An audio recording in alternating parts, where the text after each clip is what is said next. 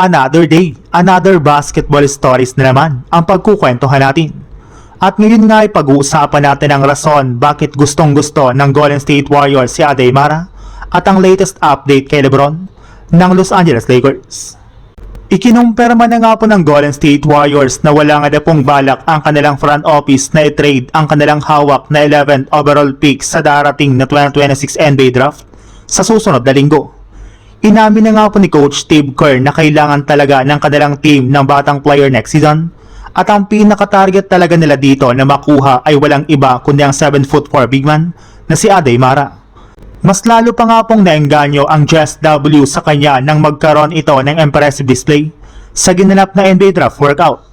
Sa kabila nga po ng pagkakaroon ito ng 9'9" standing reach, ay meron rin naman nga po itong napakasolidong skill set samahan mo pa ng pagkakaroon niya ng legit na 3-point shooting.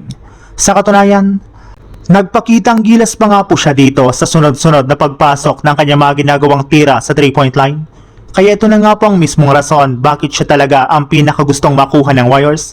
Dahil bukod nga po sa kanyang tangkad ay sobra rin naman nga pong nababagay ang kanyang playing style sa kanilang kupunan.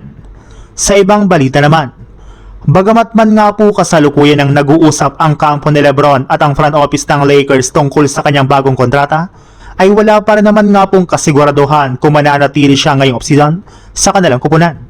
May posibilidad pa rin naman nga po na umalis ito sa Lakers at lumipat ng ibang team kapag hindi sila nagkasundo sa kanilang ginagawang desisyon.